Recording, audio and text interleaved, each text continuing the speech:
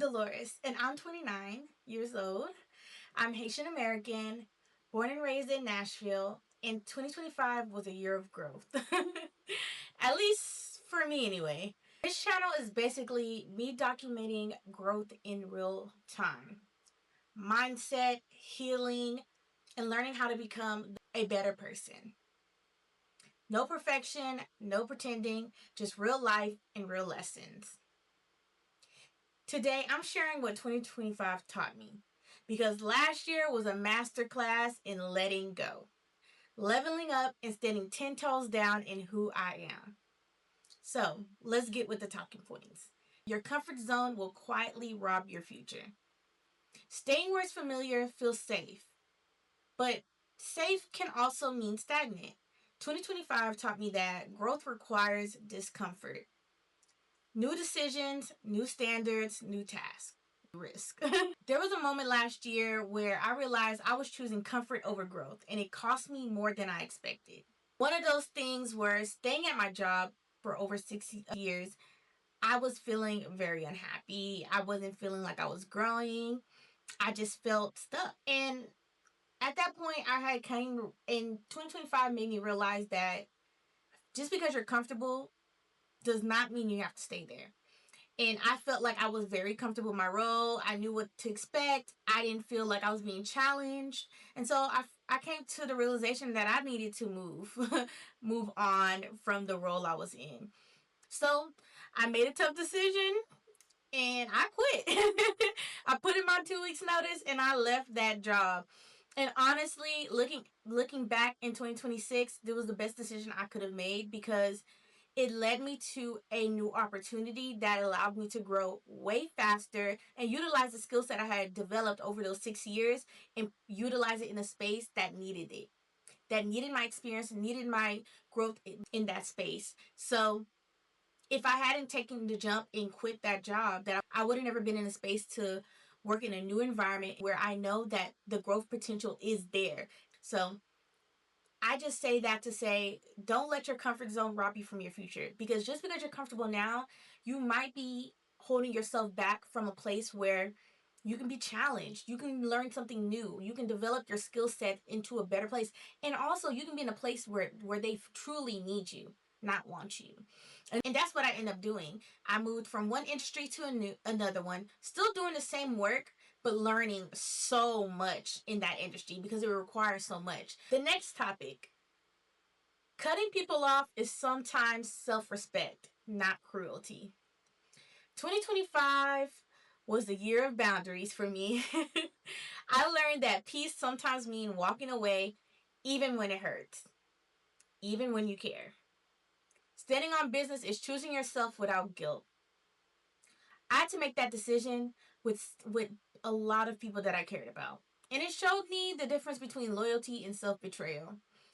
And the reason why I say that is because some friendships, they have ran their course. And if you find yourself in a space where a certain relationship you have with a person, it could be a friend, sometimes even a family member, it's draining. Like you care about that person, you enjoy their time, but after you spend time with that person, you feel like you need to like debrief a little bit. You need me time after spending time with them. It's like, man, I need time to myself. I need to unwind from interacting with this person. If you feel that way, it's time to distance yourself from that person or limit the amount of energy you give a certain person because, well, I realized there was a lot of relationships that I had that were just simply draining.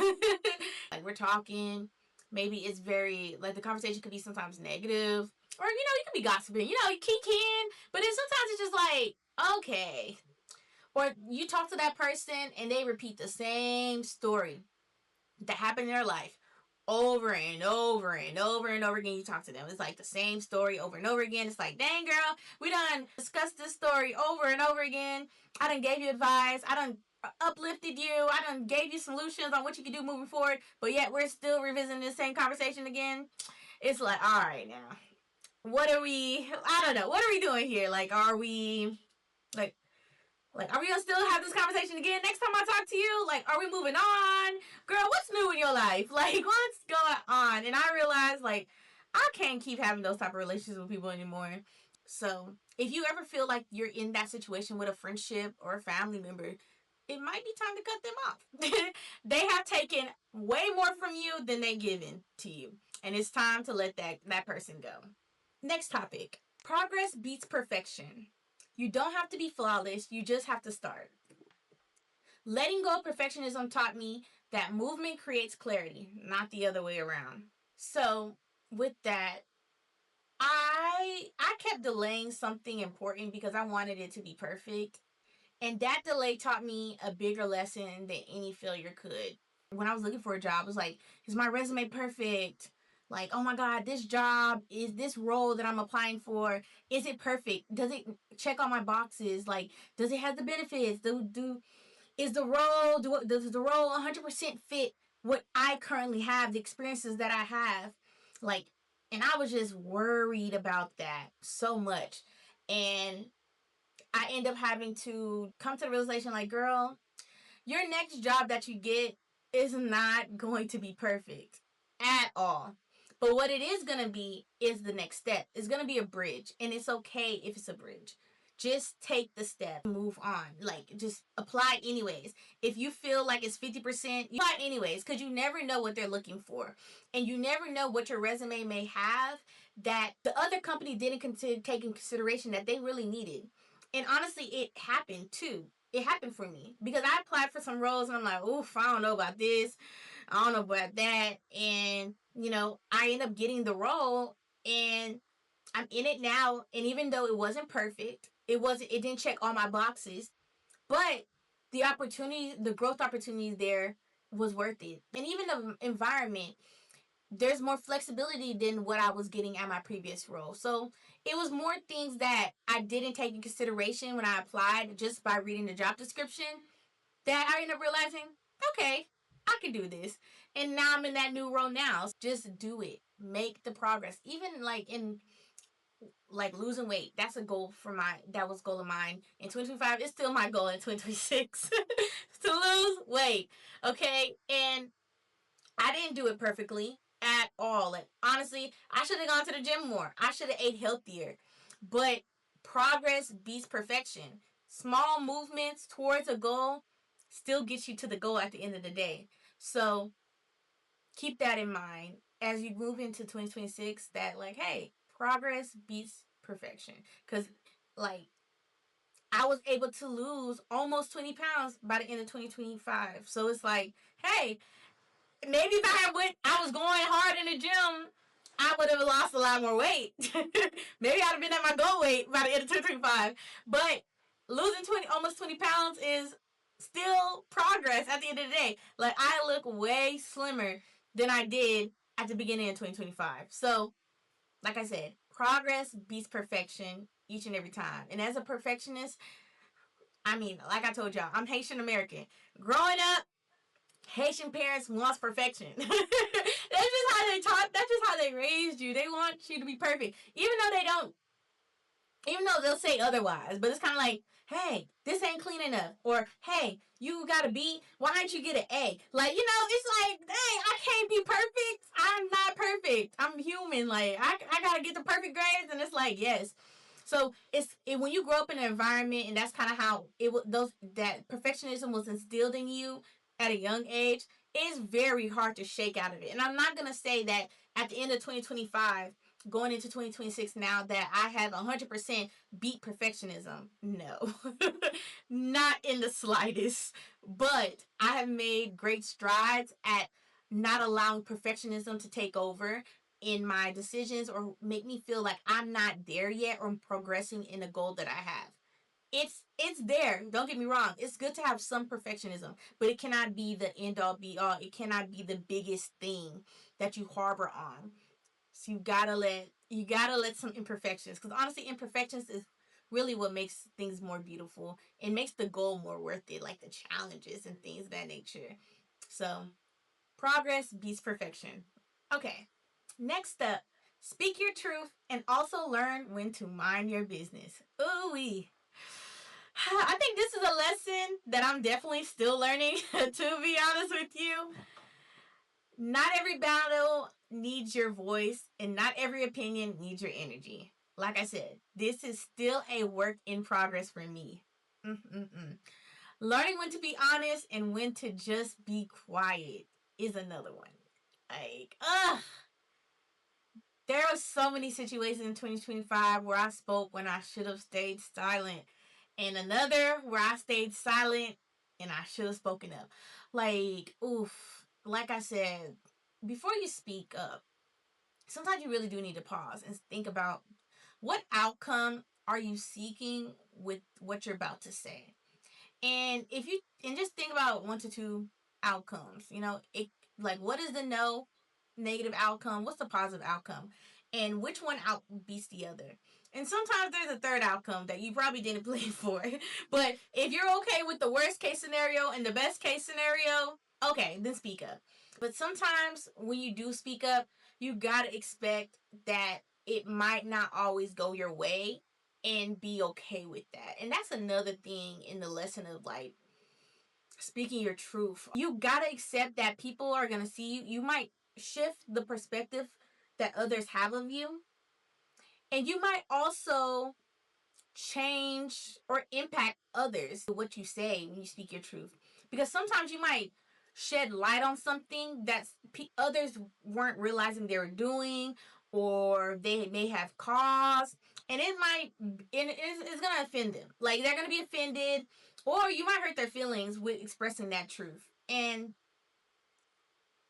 you gotta be okay with what happens afterwards. You cannot control others when you speak your truth, but do it from a place of, if I don't do this, I will stay up all night thinking about, like, why did I say this? Or why did I just shut up? Like, either way, like, when you're gonna speak up because it's what you truly believe you need to do in that moment. And if it's not, don't say nothing.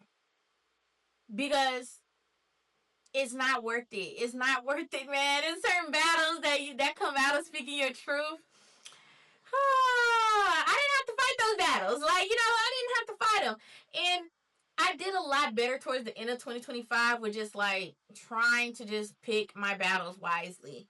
Sometimes you gotta realize the environment is not gonna change if you speak up. Like, know your environment. I think that's another point. Know your environment. Is this environment willing to change if I speak up? Or are they gonna stay stagnant? And if they're gonna stay stagnant, just don't even waste your breath. That's when you choose to be silent. So, yeah, speak your truth, but also learn when to mind your business, because it will save you some drama. It will save you from being in situations or signing up for things that you didn't need to sign up for. Next topic. Overgiving is self-betrayal. Constantly overextending doesn't make you noble, not in the slightest. It makes you exhausted. Protecting your time and energy is part of loving yourself. Now, I didn't tell you guys this in the intro, but I am the second oldest of 7. I am a part of a big family, a big Haitian family, right?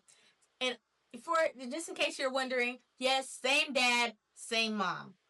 And as a second oldest daughter, honestly, I have an older sister, and being the second oldest daughter, man, it's almost like you're still the oldest daughter. Like, you're still the eldest at the end of the day. It's like, and with that, and I think just with my personality too, just who I am as a person, I like to help. I like to be of service. I like to be of assistance to people. But at the same time, I don't like being taken advantage of. I don't like my time going to waste. That is a bad mix of characteristics.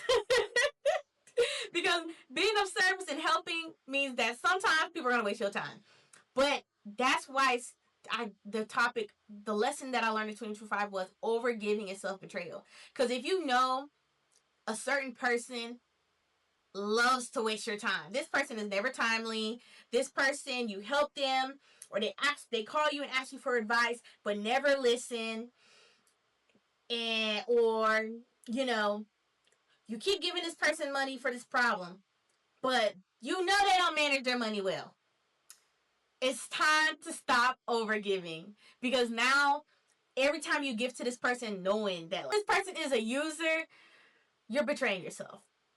Especially if you know how you react to it. And I know how I react to it. Like, when I know the truth of the matter,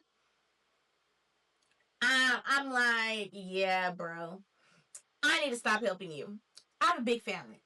I consider myself like the family mediator. Like, I was the middleman person, or you can call it the family coordinator.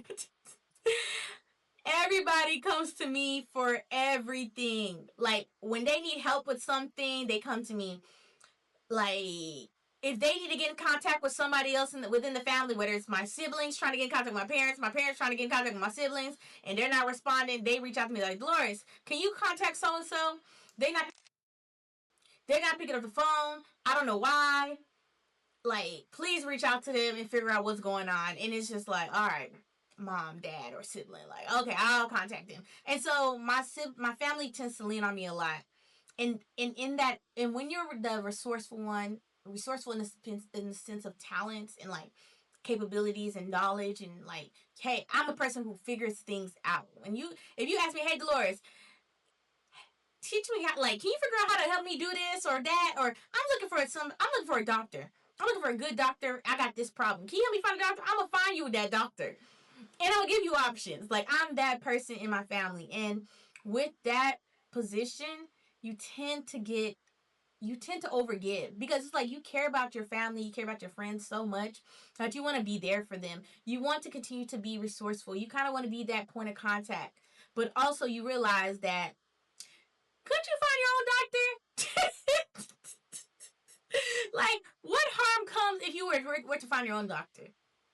Could you figure this out? You're by yourself. Like, do you truly need me in this moment, or you're just reaching out to me because it's the easiest thing? Like, I always call Delores. Delores always gets it done. Why figure it out if I could just call Delores? And when you find yourself in that situation, you gotta realize, like, you know what? Let me pull back my energy. Like, let me pull back my time. Let me pull back my efforts. Let me pull back, because when you tell the people that you have overgiven your energy to no, you tend to see them for who they are. They get upset. They're like, why are you telling me no? You always do it. Because right now, I'm focusing on myself. Or right now, I just had a hard day at work. I'm tired. I just want to go home. And I don't have the energy to deal with this issue right now. But can we do it another day? Like, and you realize, and they react and they just get upset. They're like, man, you ain't doing nothing for real. Just come over and do this for me. Like, no. Like, you realize your boundaries aren't respected. And then you realize, wow, I've been overgiving to this person. They don't deserve as much energy as that I gave them. That's family, friends. I mean, it was a lot of people that I felt like I was overgiving. Even in my jobs. Like, that's another reason why I feel like I need to quit. I was overgiving. I'm like, the pay don't fit the effort. And I knew at that moment, given the economy at the time in 2025, the pay wasn't going to increase even if I demanded it. It was time for me to go in that situation. In family, it means it's implementing stronger and stricter boundaries. It means I'm going to say no. I'm going to have to get off the phone with you. And if you call me back, you're going to voicemail. I'm another person who, you call me, I pick up every time. Now I have to send a lot of people to voicemail. And it's like, dang, Dolores, why you ain't picking up the phone? What's wrong with you? You sleep? Yeah, I'll sleep. Yeah, I will sleep. Sure. If that's what makes you feel better, I will sleep. Yeah, so overgiving is not good. You gotta find balance with your time, your effort, and your energy with people. They won't stop asking. So you need to start standing firm. What the kids say, you gotta stand on business about yourself. And if you're not standing on business about yourself, it's time to find some business to stand on. Last but certainly not least, grief changes you, and that's okay. So this 2025, I lost grandparents. I like I said earlier, lost some friends, had to cut them off, and then as well was old. Oh, I had to lose old versions of myself, and that taught me that grief isn't just about death. It's about transformation. You don't always come out the same, but you can come out wiser, softer, and stronger. So, there were a lot of losses last year that forced me to slow down and really sit with who I was becoming. And I realized that the person I was up to the point of turning 29 and who I was going to be as I'm moving into my 30s, I don't want to be that person anymore. Like, I don't want to be the person who feels like they got to be perfect all the time. There's a lot of things that I realized about myself that, like, this is not, it's me. It's not everybody who's the problem. Sometimes it's you, Dolores. It's you. You gotta change the way you interact. The beliefs that you have, they need to change. Like perfectionism, overextending, boundaries. Oh my gosh, when I say boundaries was a big, big thing I had to learn in 2025. Like, have boundaries and stand on them. Stick to them. To enforce people to realize that if you don't respect my boundaries, I'm not gonna be around you anymore. And having to make those tough calls and then have people learn for themselves, like, yeah, I wasn't playing when I said that. Like, when I set that boundary with you, I wasn't playing. Like, I was not playing with you. So yeah, we're no longer friends anymore because you don't respect boundaries. So, or yeah, I don't call you that much anymore because you don't respect boundaries. Like, also with myself, Dolores, we're not doing that anymore because we have boundaries. And realizing that that's the new person I'm becoming, I look forward to the new Dolores in 2026. Like, the new Dolores of 2026 don't play. I was already being told that Delores, you strict anyways, but I got stricter. The system done got stricter. Okay, there was some areas that I needed to tighten up. Okay, but when you realize that, like, when you realize these things that you need to change or you have let slide too long, you kind of feel bad for yourself in a sense. It's just like, dang, Dolores, you if you were more strict, if you have those boundaries, if you just let perfectionism go, if you didn't overextend yourself, if you spoke your truth then, or if you just mind your business, it wouldn't have impacted you as much as it did. And coming to that realization is just like, dang, okay, cool. It happened. We learned the lesson, but what are we gonna do next time? And with that lesson, you have to come up with a new game plan. You have to come up with a new strategy. What are we gonna do better next time when this situation occurs, or if something else occurs? What are we gonna do better?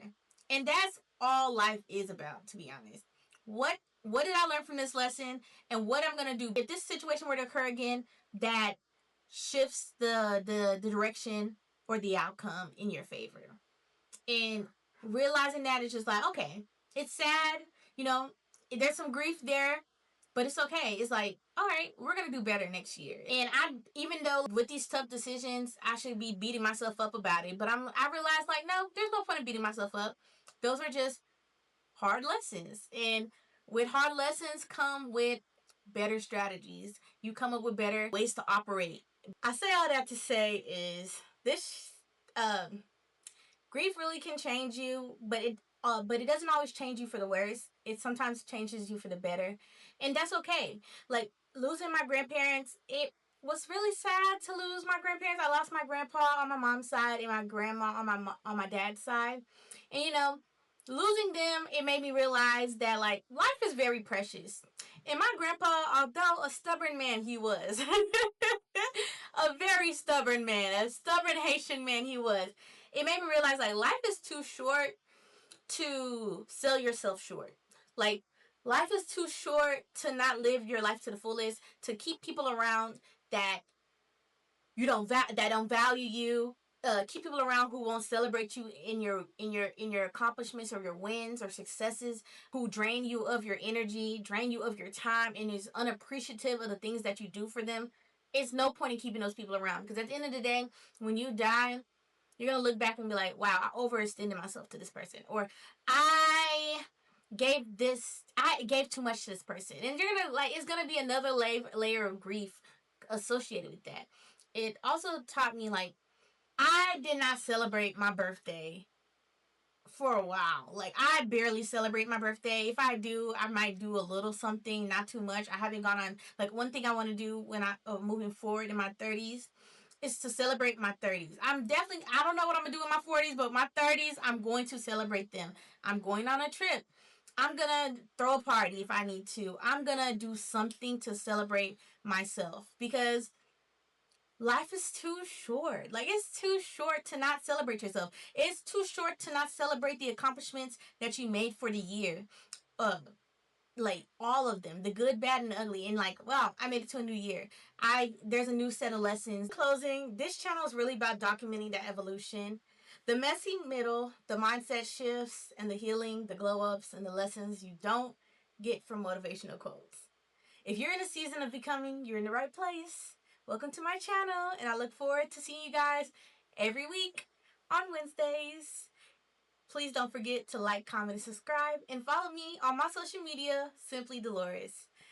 Let's join back in next week on a new topic about life, growing up, and the messy life that is 2026. Stay tuned for more. I look forward to seeing you come back for the next video. Bye.